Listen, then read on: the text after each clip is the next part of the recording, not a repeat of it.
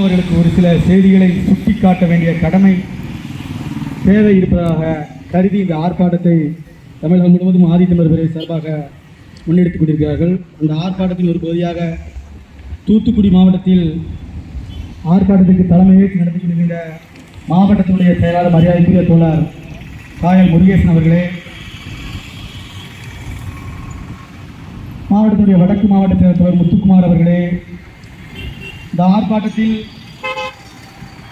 எனக்கு முன்பாக பேசிய திராவிட கழக பொறுப்பாளர் மரியாதைக்குரிய ஐயா பால் ராஜேந்திரன் அவர்களே, எனக்கு முன்பாக பேசிய புரட்சிகர இளைஞனுடைய பொறுப்பாளர் தோழர் சுஜித் அவர்களே, நிறைவாக ஆதித்தமிழர் பேரவையின் சார்பாக தங்களுடைய கண்டனத்தை பதிவு செய்ய வருகை இருக்கின்ற கட்சியினுடைய கலை இலக்கிய பிரிவினுடைய மாநில செயலாளர் மரியாதைக்குரிய தோழர் மதுரை செல்வம் அவர்களே, திராவிட தமிழகத்தின் சார்பாக என்னோடு இந்த ஆர்ப்பாட்டத்தில் கலந்து கொண்டிருக்கின்ற மாவட்டத்தினுடைய செயலாளர் தோழர் காளிமுத்து அவர்களே, துணை செயலாளர் தோழர் முனியசாமி அவர்களே உட்பட அத்தனை தோழர்களுக்கும் திராவிட தமிழர் கட்சியின் சார்பாக புரட்சிகர வணக்கங்களை உறுத்தாக்கிக் கொண்டு,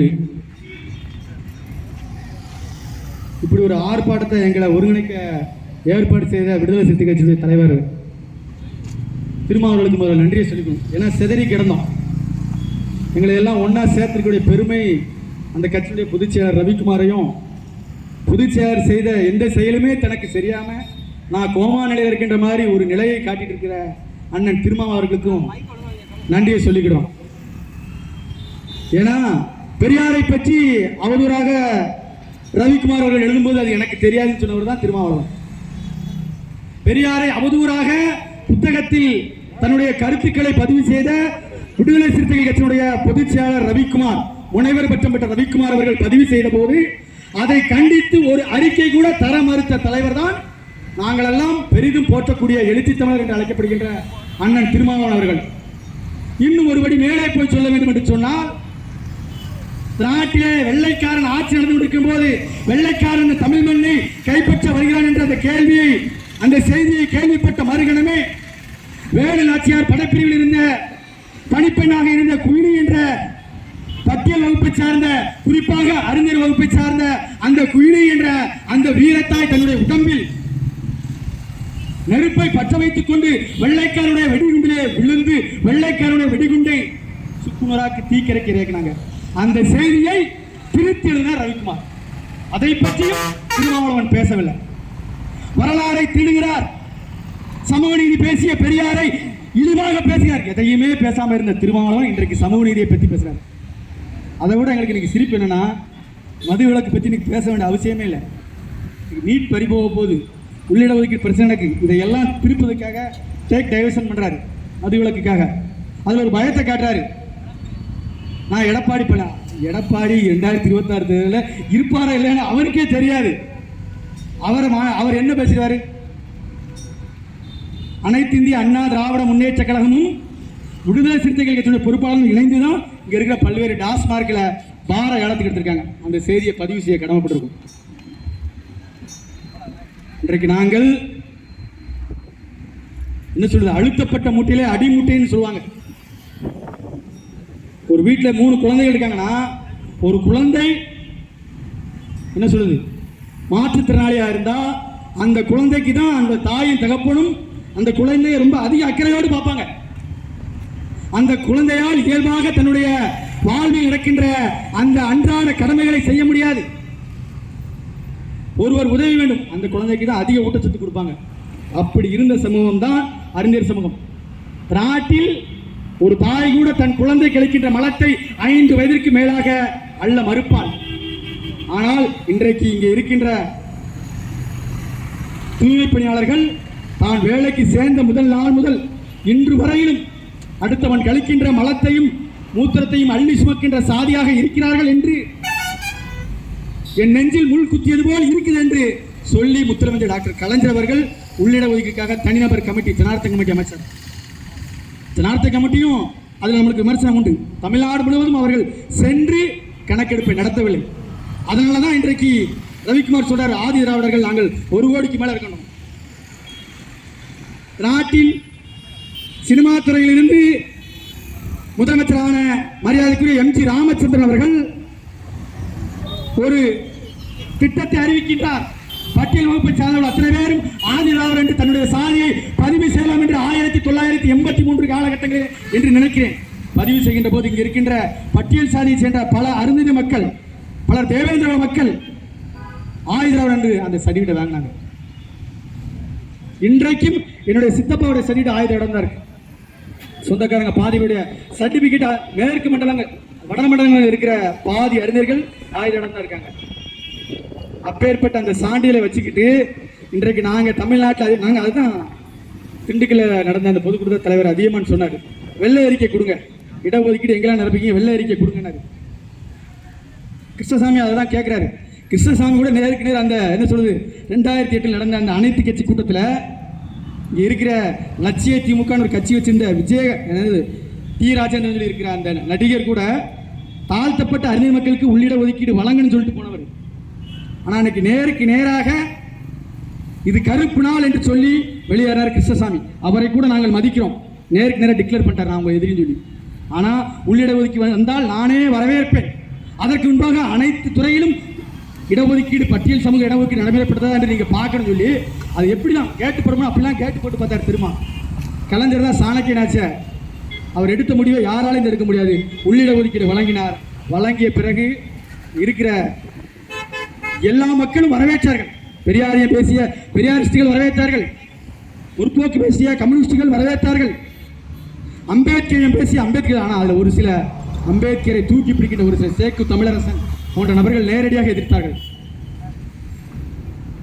ஆனால் நாங்கள் எந்த விதத்தில் நாங்கள் சொல்றது விடுதலை சிறுத்தைகளையும் சேக்கு தமிழர் தான், ஒட்டுமொத்த பறையர் சாதியை நாங்கள் இங்கே குற்றம் சாட்டவில்லை. இன்றைக்கு தாழ்த்தப்பட்ட பட்டியலின அறிஞர் மக்களுக்கு உள்ளிட ஒதுக்கீடு கொடுக்க வேண்டும் சொல்லி பறையர் சமூகத்தில் பல பேரும் போராடுறாங்க, பேசுறாங்க. ஆனால் அண்ணன் திருமாவுக்கு என்னன்னு தெரியல, சமூக நீதி பேசுறாரு. அண்ணன் திருமாட்ட நான் எப்படி கேட்கணும்? நீங்க விடுதலை சிறுத்தைகள் கட்சி ஆரம்பிச்சு 33 ஆண்டுகள் கடந்து விட்டது. 33 ஆண்டுகள்ல ஒரு அறிஞர் கூட எம்எல்ஏ சீட் நீங்க கொடுக்கலையே. நாங்க யார்கிட்ட எதிர்பார்க்க முடியும்? உங்ககிட்ட தானே எதிர்பார்க்க முடியும். நீங்க தானே சமூக நீதியை பேசுறீங்க. ஏன்னா உன்னை மீசிய மலிக்க சொன்னா மீசியை திருக்கி விடுங்க, நீங்க தானே பேசுறீங்க. உன்னை அடிச்சா திரும்ப அடி, அடங்க மாறு, அத்துமீறு திமிரு, நீங்க தானே பேசுறீங்க. நீங்க தானே எங்களுக்கு சீட்டு கொடுக்கணும். சரி, நீங்க கொடுக்கல, நீங்களே திமுக 4 சீட்டு வாங்குறீங்க, கொடுக்க முடியல, ரைட்டு, ஓகே, சந்தோஷம், வரவேற்கிறோம். மக்கள் நல கூட்டணி ஒன்று ஆரம்பிச்சிங்களே, 25 சீட்டு உள்ளங்கி பத்த மாதிரி 25 சீட்டை மக்கள் நல கூட்டணியில் விடுதலை சிறுத்தைகள் கட்சி சார்பாக நீங்கள் வாங்கினீங்களே. உங்க கட்சியை வேலை செய்கின்ற, உங்களுக்காக கொடிபிடிக்கின்ற, உங்களுக்காக வழக்கு வாங்கிய, உங்களுக்காக இன்று வரையிலும் அங்கே இருக்கின்ற அறிஞர்களுக்கு எவனாவது ஒருத்தனுக்காவது மக்கள் நல கூட்டணி சார்பாக தேர்தலில் போட்டிக்கு சீட்டு கொடுத்தீங்களா? இதுவா நீங்கள் பேசுகிற சமூக நீதி? எங்களுக்கு உரிமை இருக்கு. அண்ணன் திருமாவளவனை பார்த்து கேள்வி கேட்பதற்கு எங்களுக்கு உரிமை இருக்கு. ஏன்னா அண்ணன் திருமாவளவன் எடுத்த அத்தனை போராட்டத்துக்கும் ஆதரவாக ஆதித்தமிழர் பேரவை இருக்கின்ற திராவிட தமிழ்ச்சி போன்ற இயக்கங்கள் களத்திலே அவருக்கு ஆதரவாக நின்று இருக்கிறோம். மறைமலை நகரிலே 2008 காலகட்டங்களிலே ஈழத்தமிழர்களுக்காக உண்ணாவிரதம் இருந்து தன்னுடைய உயிர், அதாவது மயக்க நிலைக்கு சென்றார் அண்ணன் திருமாவளவன். அவர் உயிர் காக்கப்பட வேண்டும் என்று ஆதித்தமிழர் பேரவையின் சார்பாக அனைத்து மாவட்டங்களிலும் சாலை மறியல் போராட்டம் நடத்தினாங்க. கைதான அண்ணன் திருமாவளவனுக்காக. ஐயா, உங்க காலுக்கிலே உட்கார்ந்து இருக்கிற உங்களே மாதிரி ஒருத்தர் மீசை திருக்கிட்டு இருக்கார் ஐயா, மதுரையில கனியமுதன் அறிஞர்கள் பாதிக்கப்பட்டு அவரை பிடிச்சி தள்ளி விடுவீங்கள, போ அறிஞர்கள் போராட்டத்துக்கு பேசு, நீதான் அறிஞர்களுடைய பிரதிநிதி சொல்லி. ஏன்னா அறிஞர்கள் பாதிக்கப்பட்டு நாங்கள் ஆர்ப்பாட்டம் வச்சா விடுதலை சிறுத்தைகள் சார்பாக கனியமுதன் தான் வருவார். ஏன்னா அவர் அறிஞர் மக்களுடைய பிரதிநிதி. சின்னத்துறை தாக்கப்படும் போது அந்த போராட்டத்துக்கு நெல்லைக்கு திருமாவளவன் வருவாரு. முத்தையா படுகொலை செய்யப்பட்ட போது அதை கண்டித்து பேசுறதுக்கு திருமாவளவன் வரமாட்டாரு. அங்க இருக்கிற கனியம்மன் வருவாரு. கனியம்மன் வந்து அருந்த அத்தனை அறிஞர்களுக்கு அறிவுரை சொல்வார். அவர் மெத்தப்படுத்த மேதாவி மாதிரி நேற்று கூட போட்டிருக்காரு பதிவு, வயிறு பொறுமை போச்சு. நாகப்படக்கடத்தோடு கனியம்மன் பேசணும். யாரும் அறிவில்லாம யாரும் இயக்க இடத்துல தலித் பேந்தர் ஆஃப் இந்தியாவை கட்டியமைத்த பங்கில் அறிஞர்களுடைய பங்கு பெரும்பங்கு. மரியாதைக்குரிய STK கல்யாணசுந்தரம் அந்த தலித் பேந்தராப்புக்கு தலைவராக இருந்தார். அந்த நேரத்தில் திருமாவளவன் அந்த கட்சியில் ஒரு சாதாரண உறுப்பினராக இருந்தார். புரிஞ்சுக்கணும், நாங்கள் விட்டு கொடுத்தோம். இங்க இருக்கிற அறிஞர்களும் இங்க இருக்கிற தேவேந்திரர்களும் தலித் பேந்தர் ஆஃப் இந்தியா அந்த பேனரை விட்டு கொடுத்தாங்க. அண்ணன் திருமாவளவன் அந்த பேனரை எடுத்துக்கிட்டாரு. மலைச்சாமி அவர்கள் தொடங்கிய அந்த இயக்கம் முதல் கொடி பறந்தது அவனியாபுரத்தில். மலைச்சாமி அவர்கள் ஏற்றப்பட்ட தலித் பேந்தர் ஆஃப் கொடி பறந்தது அவனியாபுரத்தில். தொடர் செல்வம் அவருக்கு தெரியும். அங்க அதை ஏற்றியது அறிஞர் மக்கள். எங்களுடைய உழைப்பில் நீங்கள் மேலே வந்துட்டு எங்க தோளில் நீங்கள் சவாரி செய்துட்டு இன்றைக்கு சீராய்வு மேல்முறையீடு போக முடியாது. ஒரு பெஞ்சு தீர்ப்பு சொன்னா மேல்முறையீடு போக முடியாது. அதனால சீராய்வு மணி போட்டிருக்காரு. சீராய்வு மணி போட்ட திருமாவளவனை பார்த்து மரியாதையோடு நாங்கள் கேட்கிறோம். சீராய்வு மணி போட்டதை நாங்கள் எதுவுமே எதிர்க்கல, வரவேற்கிறோம். ஆனால் உள்ளிட ஒதுக்கீடு வழக்கு உச்சநீதிமன்றத்தில் கிட்டத்தட்ட ஒரு 10 ஆண்டுகளுக்கு மேல் நடந்தத விடுதலை சிறுத்தைகளின் சார்பாக உள்ளிட ஒதுக்கீடு கொடுக்கணும்னு சொல்லி உங்க கட்சியின் சார்பாக நீங்க மனு போட்டுப்பீங்களா? உள்ளிட ஒதுக்கீடு ஆதரவாக இதுவரைக்கும் போடலையே.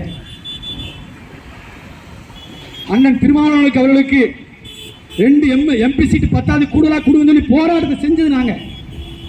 உங்களுக்காக பேசணும், எங்களுக்காக நீங்க பேச மறுக்கீங்களே.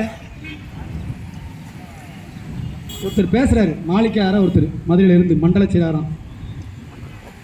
எப்படி அண்ணன் திருமாவளவனுடைய வளர்ப்புன்னு பார்த்தா இங்க இருக்கிற அறிஞர் பெண்கள் எல்லாம் கந்து வெட்டிக்காரோட படுத்தான்னு சொல்லி தைரியமா பேசுறாருன்னா அண்ணன் திருமாவளவன் இதை பத்தி கண்டித்து கூட பேட்டி கொடுக்கணும். அப்படியே சொல்றாரு, பகிரங்கமா முகநூல்ல போடுறாரு. எப்படி இது நாவடக்கத்தோடு பேசணும். திருமாவளவனுடைய பொம்மை யாரோ எரிச்சாங்க, அவரோட கண்டிங்க. ஒட்டுமொத்த அறிஞர் பெண்களை ஏன் நீங்க கொச்சப்படுத்துறீங்க? திருமாவளவனை போல நடக்கிறீங்க, திருமாவளவனை போய் ஓடுறீங்க. நாங்கள் மிக தெல்ல தெளிவாக ஆதி தமிழர் பேரவையின் சார்பாகவும் திராவிட தமிழகத்தின் சார்பாகவும் சொல்லுவோம், எங்களுடைய ரோல் மாடல் புரட்சியாளர் அம்பேத்கர், எங்களுடைய ரோல் மாடல் தந்தை பெரியார். இதை புரிஞ்சுக்கோங்க. உங்களை பார்த்து நாங்க ஏன் காப்பி அடிக்கணும்? உங்களை பார்த்து நாங்க ஏன் பேசணும்? எங்களுடைய ஆதங்கம் இன்றைக்கும் உயர் நீதிமன்றத்தில் நீதிபதிகள் அறிஞர்கள் இல்லை. அதை பற்றி பேசுவதற்கு இங்க இருக்கின்ற ஆதி தமிழர் பேரவை திராவிட தமிழகத்தின் சார்பாக பேசுறதுக்கு நாங்க தான் வர வேண்டியிருக்கு. இன்னைக்கு தான் நாங்கள் தட்டில் சோத்தை போட்டு அள்ளி வாயில் வைக்கும்போது அந்த சட்டு சோத்தில் மண்ணள்ளி போடுற வேலையை அண்ணன் திருமான் செய்கிறார். அதுதான் எங்களுக்கு வேதனையாக இருக்கு. நீங்கள் அமைதியாக இருந்தால் கூட பிரச்சனை இல்லை. இந்தியா முழுக்க இருக்கின்ற தலித் தலைவர்களை நீங்கள் ஒருங்கிணைத்தீர்கள்.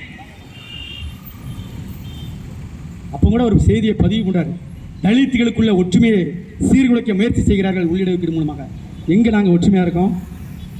கரடி சித்தூரில் என்னுடைய சமூக பெண்ணை கற்பழித்து கூட வார்த்தை பாலியல் வன்புணர்வு செய்து பெண்ணின் உறுப்பில் கம்பை சொருகி தூக்கில் தொங்க போட்டாங்க. விடுதலை சிறுத்தைகளுடைய முகாம் அங்கே இருந்தது. செய்தது விடுதலை சிறுத்தைகளுடைய நிர்வாகிகள். பத்திரிகை செய்தி இன்னைக்கு இருக்கிட்ட இருக்கு.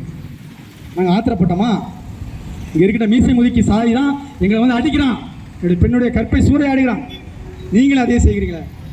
தேனியில் உங்கள் முகாம் செயலாளர்கள் 8 வயது மதிக்கின்ற சிறுமியை பாலியல் வன்புணர்வு செய்து கல்லை கட்டி கிணத்துல தூக்கி போட்டு சத்தம் கட்டாமல் கூட வந்து நின்னாங்க இறப்பு வீட்டில். அன்னைக்கு தான் வள்ளியூர் மகாராஜன் 2018 இறந்து போறாரு. நீங்கள் அங்கே வாரீங்க, உங்களை உள்ள விட மாட்டேன்னு சொன்னோம். நீங்கள் வரக்கூடாது. அங்கே இருக்கின்ற அந்த சிறுமியினுடைய இறப்புக்கு நான் திரும்பி போனீங்க. ஒரு பேட்டி கூட நீங்கள் வந்து மேடையில் வந்து எந்த கட்சி மேடைக்கு போனாலும் அந்த கட்சி பேரை பதிவு செய்ய மாட்டீங்க. 2017 மண்ணுரிமை மீட்பு மாநாட்டை ஒரு இடத்துல கூட ஆதி தமிழர் பேரவைன்ற வார்த்தையை நீங்கள் பதிவு செஞ்சிருக்க மாட்டீங்க. அன்றைக்கு மாவட்ட செயலாளர் இருந்தேன், 2011 மாவட்ட செயலாளர் இருந்தேன், 2010 இருந்தேன். ஒரு இடத்துல கூட சகோதரர் அதிகமான அந்த கட்சியுடைய பெயரை நீங்கள் சொல்லுங்க. அப்போ கூட திரண்டிய கூட்டத்தை நீங்கள் எல்லாம் வெறுமனையை ஒண்டியவனுக்காக திரண்டிய கூட்டம் சொல்லி எங்களை வந்து இழிவுபடுத்துறீங்க. பொறுமை காத்தோம், அமைதி காத்தோம். ஏன்னா அன்றைக்கு பொது எதிரி நிறைய இருக்கான். அவர்களோடு மோதலுக்கு நீங்க இருக்கீங்க, உங்களோடு நாங்கள் இருக்கணும். உங்களை நாங்கள் வந்து அண்ணனாக சக தலைவனாக மதித்து பார்த்துட்டு இருக்கோம். ஆனால் நீங்க எங்க குறவையில கத்தியை வச்சு கரகரன்னு அறுத்து கொலை பண்ணும் போது இனிமே நாங்கள் வேடிக்கை பார்க்க மாட்டோம். அம்பலப்படுத்துகின்ற வேலையை செய்வோம். தலையை உருட்டுன்னு சொல்லி ஒரு பேட்டி கொடுக்கலாம். திருவாரூர் மாவட்ட இளைஞர் செயலர் அருண்குமார் சொல்லி அண்ணன் திருமாவளவன் பேசினா தலையை உருட்டிடுவாங்க. என்னது வேதனை? சங்கரங்கோல் பக்கத்தில் கூவாச்சிப்பட்டி வாங்க, அருண்குமார் கூவாச்சிப்பட்டிக்கு போங்க. நீங்கள் செருப்பு போட்டு போயிட்டீங்கன்னா நான் கட்சியை விட்டு வெளியே போயிடுறேன். அங்கே இருக்கிற ஆயுதராவோட குடும்பம் 40 குடும்பம், அறிஞர் குடும்பம் 5 குடும்பம் இன்றைக்கும் செருப்பு போட்டு நடக்க முடியாத சூழல், மீசையை திருக்க முடியாத சூழல், தோளிலே துண்டறிய முடியாத சூழல், வேட்டியை மடித்து கட்ட முடியாது, சைக்கிள்ல ஏறி போக முடியாது. எங்கேயா போச்சு உங்க வீரம்? உங்களுக்கு கீழே இருக்கிற சாதிக்காரன்ட்ட காட்டுற வீரத்தை வாங்க கூவாச்சிப்பட்டிக்கு போவோம். வாங்க விடுதலை சிறுத்தைகள் தலைவர் வாங்க. எங்களை திரும்ப திரும்ப பேச வைக்கிறீங்க. பொறுமைக்கு ஒரு அளவு உண்டு. அடித்தால் வாயை பற்றி கொண்டு போவதற்கு நாங்கள் ஊமைகள் அல்ல. நீங்க அங்க இடஒதுக்கீடையும் பறிப்பீங்க, எங்க பொம்பளைங்களை விபச்சாரின்னு சொல்லுவீங்க, எங்களை ஆம்பளை இல்லைன்னு சொல்லுவீங்க. இதெல்லாம் கேட்டுட்டு நாங்க அமைதியா இருக்கணும்னா வேதனையோடு பதிவு செய்றோம். இன்றைக்கு 2000 வருடங்களாக அடிமை சாதி என்று அழைக்கப்படுகின்ற பார்ப்பனர் கும்பலில் இருந்து இன்றைக்கு புரட்சியாளர் அம்பேத்கர் ஒருத்தர் உருவாகி இடஒதுக்கீடு வாங்கி கொடுத்தார். இடஒதுக்கீடு என்பது வெறுமனே பொருளாதாரத்தில் பின்தங்கிய மக்களுக்காக வழங்கப்பட்டதல்ல. சமூக ரீதியாக அவன் பின்தங்கி இருக்கிறான். சக மனிதன் நடக்கின்ற வீதிகளிலே அவன் நடக்க முடியவில்லை. சக மனிதன் இறந்து போனால் புதைக்கின்ற சுடுகாட்டில் இருக்கின்ற ஒடுக்கப்பட்ட சாதியை சார்ந்தவன் தன்னுடைய பிணத்தை புதைக்க முடியவில்லை. எல்லாரும் போட்டியிடுகின்ற பொது தொகுதி என்று சொல்லப்படுகின்ற அந்த தேர்தலில் பொது தொகுதியில் பட்டியல் சமூகத்தை சார்ந்தவன் போட்டியிட முடியாத சூழல் இருக்கு. இதற்கெல்லாம் சேர்த்துதான் தனி தொகுதி வச்சார். அண்ணன் குளத்தூர் மணி தெளிவா சொன்னார் ஒரு பேட்டியில். இப்போ அன்றைக்கு இரவாடா சிறையிலே காந்தி அவர்கள் சாகும் வரை உண்ணாவிரதம் இருந்தார். இந்திய விடுதலைக்காக ஒரு நாள் கூட உண்ணாவிரதம் இருந்தது கூட கிடையாது. காந்தி அவர்கள் இந்திய நாட்டின் விடுதலைக்காக ஒரு நாள் கூட உண்ணாவிரதம் இருந்தது கிடையாது. ஆனா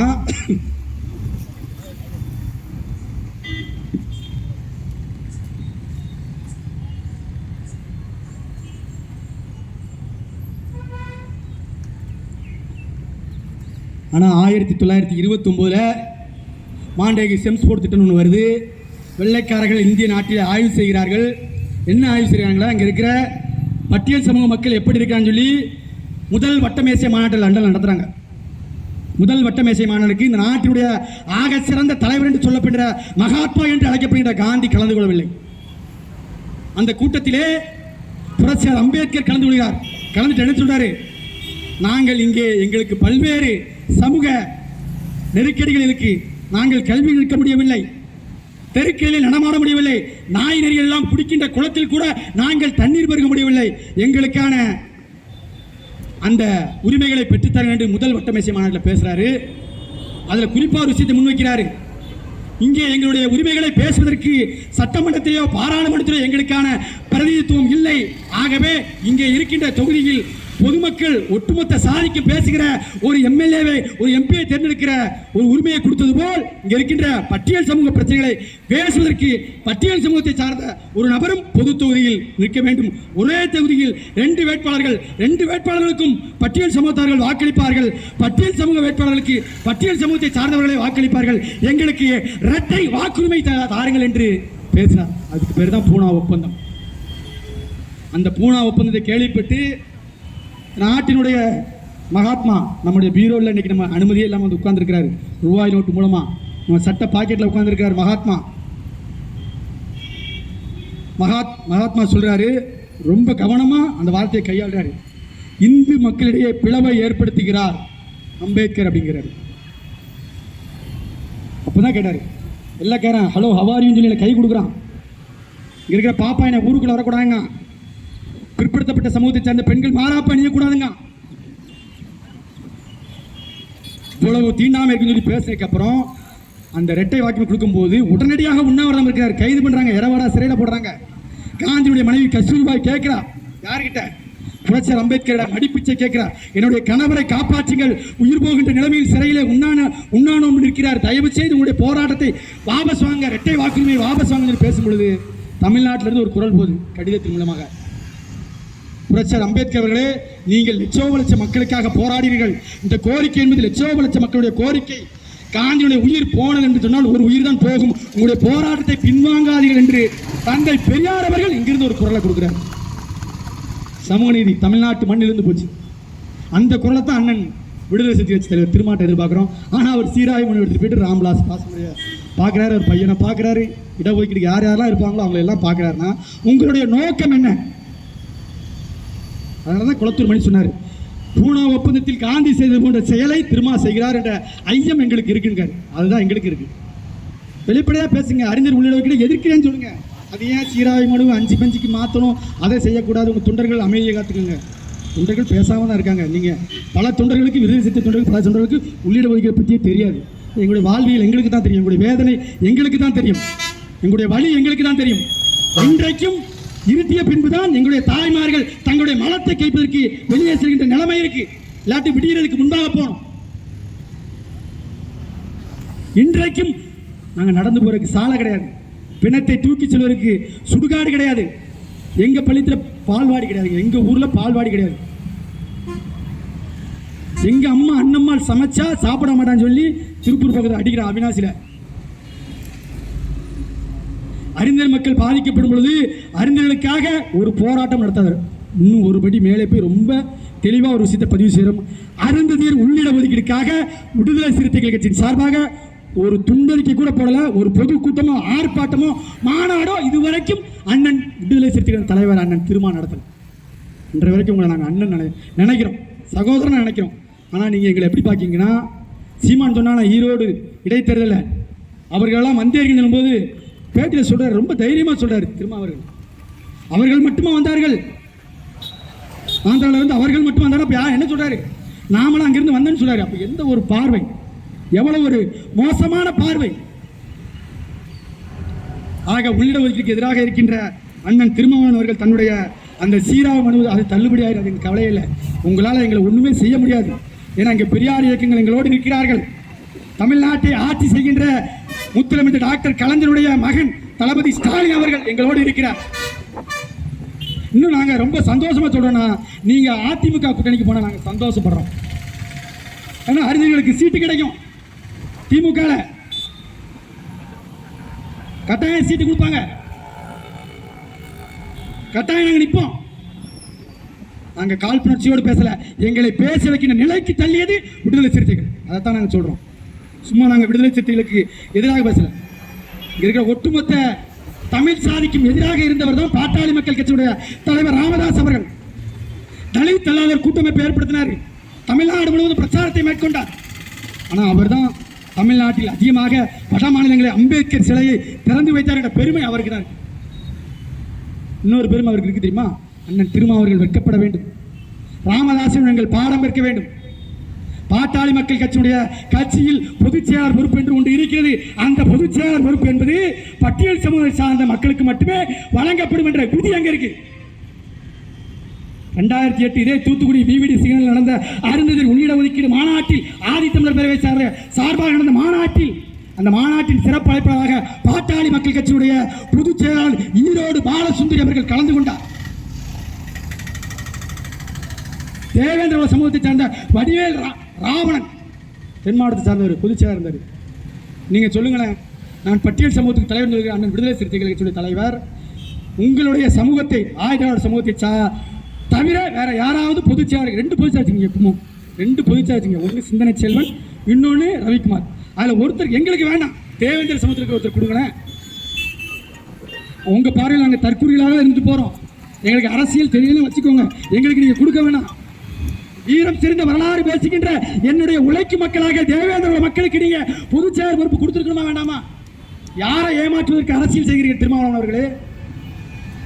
நாங்கள் அம்பேத்கரை படித்து விட்டோம், பெரியாருடைய கைத்தடியை எடுத்து விட்டோம், காரல் மார்க்ஸை தெரிந்து கொண்டோம். இனிமே எங்களை ஏமாற்ற முடியாது. நீங்க இன்வென்ட் வர்றது, மியூசியம் இருக்கு, இதெல்லாம் பார்த்து ஏமாந்து முடிக்கிறாரு பாருங்க எங்க செல்வம் மீச. எல்லாருமே மியூசியம் இருக்க தயாராகிட்டோம். இனிமேலாம் அங்கே யாரும் பயப்படுறதுக்கு தெரியாது. அதிகபட்சம் என்ன வெட்டிடுவீங்க, அவ்வளோதானே. அதை சந்திப்பதுக்கு தயாராங்க. வெள்ளக்காரன் பீரவைக்கு முன்னாடியே என்னுடைய முப்பாட்டன் ஒண்டிகிறேன் நெஞ்சை நிமித்திட்டு இருந்தார். அந்த வரலாறு எங்களுக்கு இருக்கு. சும்மா பயந்து ஓடுற கூட்டம் அல்ல. இந்த நாட்டில் விளைகின்ற குண்டுமணி நெல்லை கூட வெள்ளைக்காரனுக்கு வரியாக செலுத்த மாட்டோம் என்று வெள்ளைக்காரன் பீரங்கி முன்பாக எதிர்த்து நின்றோம். வரலாறு எங்களுக்கு இருக்கு. உங்களுக்கு இருக்கா? நாங்கள் கேட்க மாட்டோம். அது எங்களுக்கு தேவையும் இல்லை. அது நீங்கள் சொல்லிக்காங்க. குயிலியை திருடுவீங்க, என்னதாமா மாற்றுவீங்க. நாங்கள் உங்களை குறைத்து பேசுவதற்காக இந்த ஆர்ப்பாட்டம் இல்லை. எங்களுடைய சோற்றில் மண்ணை அள்ளி போடுகின்ற வேலையை இதோடு திருமாவளவன் அவர்கள் நிறுத்திக் கொள்ளுங்க. உங்களை நாங்கள் கண்டிப்போடு சொல்ல உரிமையோடு சொல்கிறோம். உங்களோடு நாங்கள் போராடிய வரலாறு எங்களுக்கு இருக்கு, உங்களோடு களத்தில் நின்ற வரலாறு எங்களுக்கு இருக்கு. ஆகவே மரியாதையோடு அண்ணன் திருமாவளவன் அவர்களுக்கு தயவு செய்து அறிஞர் உள்ளிட ஒதுக்கீடில் உங்களுடைய அந்த சீராய்வு மனு என்பதை மறுபரிசீலனை செய்ய வேண்டும். உங்களுடைய நிர்வாகிகளை நாவடக்கத்தோடு பேசுவதற்கு கற்றுத்தாருங்கள். பேசுவதற்கு கற்றுத்தர முடியும் என்று சொன்னால் ஆதித்தமிழர் பேரவை திராவிட தமிழ் கட்சிக்கு அனுப்பி வையுங்கள். அவர்களுக்கு பயிற்சி வகுப்பை நாங்கள் நடத்துகிறோம். எப்படி பேசன்னு தெரியல. அறபோதில் ஒருத்தன் பேசுறான், உளறி பேசுறான். நைட்டு ஃபுல்லாக தூக்கம் இல்லைங்க, நான் காலையில் எழுந்து பேசிட்டேன். என்ன அவர் யார் பேர் தெரியல. உங்களை விமர்சனம் பண்ணுறது, உங்களை குறை சொல்றது, உங்களோடு சண்டை போடலாம் எங்களுடைய வேலை இல்லை. முதல் தலைமுறையாக நாங்கள் புத்தக பையை எடுத்துட்டு நீங்கள் கல்லூரிக்கு போயிட்டு இருக்கோம். அதை நோக்கி நாங்கள் போயிட்டு இருக்கோம். தயவு செய்து எங்களை குறைத்து மதிப்பார்கள். எங்களுடைய உணர்வுகளுக்கு மதிப்பு தாருங்கள். எங்கள் உணர்வுக்கு மதிப்பு தாங்க திரும்ப திரும்ப நாங்கள் கேட்கிறோம். விடுதலை சிறுத்தைகளை கண்டித்து நடத்துகிற ஆர்ப்பாட்டம் கிடையாது. விடுதலை சிறுத்தைகள் கட்சி தலைவர் திருமாவளவனுடைய அந்த பார்வையை நீங்கள் மாற்றுங்கள் என்பதுதான் எங்களுடைய கோரிக்கை. பேசுகிறோம் ஒரு 10 பேர் வச்சுட்டு நீங்கள் இயக்கம் நடத்துவீங்களா? பேசுகிற மிஸ்டர் அருண்குமார் அவர்களே, நீங்கள் கட்சி ஆரம்பிக்கும் போது 10 பேரோட தான் ஆரம்பிச்சிங்க. நீங்கள் கட்சி ஆரம்பிக்கல, கட்சி எடுத்துன்னு ஒரு கட்சியை பிடுங்கினீங்க. அப்படிதான் நாங்கள் சொல்லணும். நாங்கள் தயவு செய்து புரிஞ்சுக்கோங்க, எங்களுடைய உணர்வில் நீங்கள் தயவு செய்து விளையாடாதீர்கள். இன்றைக்கும் மலமல்லுகிற சாதியற்ற எங்களை சொல்லுகிறார்கள், இன்றைக்கும் வடுக மந்தேர்கள் எங்களை சொல்லுகிறார்கள், இன்றைக்கும் இருக்கிற ஒட்டுமொத்த அரசியல் கட்சிகளையும் இன்றைக்கும் மாவட்ட சார்ந்த பொறுப்பு எங்களுக்கு வந்து சேராத நிலை இருக்கிறது. சனநாயகம் எங்கள் கழுத்தில் இருக்கப்பட்டிருக்கு. ஒட்டுமொத்த அரசியல் கட்சியை பார்த்து நாங்கள் கேட்கிறோம், எந்த அரசியல் கட்சியும் எங்களுக்கு மாவட்ட சார் பொறுப்பு வழங்குவதற்கு தயாரில்லை. அதுதான் எங்களுக்கு வருத்தம். கொடி பிடிப்பதற்கு அறிஞர் மக்கள் தேவை, கோஷம் போடுவதற்கு அறிஞர் மக்கள் தேவை, கூட்டம் சேர்ப்பதற்கு அறிஞர் மக்கள் தேவை. கொள்கை பேசுவதற்கு ஒன்றும் தெரியாங்க. நாங்கள் கொள்கை பேசுகிற மக்களாக அணிதிறந்து விட்டோம்.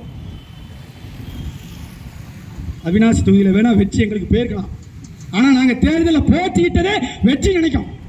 சக காலத்தில் மிகப்பெரிய ஜாம்பவான் அண்ணன் திருமா இருக்கும் பொழுது அவருக்கு நிகராக சீட்டு வாங்கி தேர்தலில் போட்டி நின்றதே நாங்கள் மிகப்பெரிய வெற்றியாக இருந்தோம். 2வது தான் எங்களுக்கு வெற்றிலாம் வரும், வெற்றி எங்களை நோக்கி வரும். அதற்கான ஒருங்கிணைப்பை விடுதலை சிறுத்தைகள் செஞ்சுட்டு இருக்கீங்க. உண்மையிலே உங்களுக்கு நன்றி கடன் பட்டிருக்கோம்.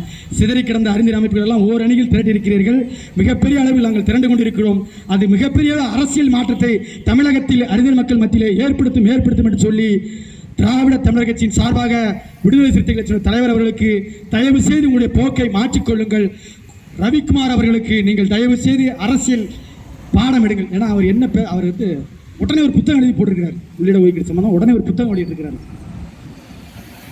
நாட்டில் எவ்வளவோ பிரச்சனை இருக்கு, மது ஒழிப்பு, உடனே மது ஒழிப்பு மாநாடு. ஏன்னா இங்கே இருக்கிற ஜனநாயகம் பேசுகிற அமைப்புகள் எல்லாமே விடுதலை சிறுத்தைகளுக்கு எதிராக திரும்பிட்டு இருக்காங்க. உடனே அவங்களெல்லாம் மாத்திரம் சொல்லி தான் ஒரு போராட்டத்தை அறிவிச்சிருக்கிறார்.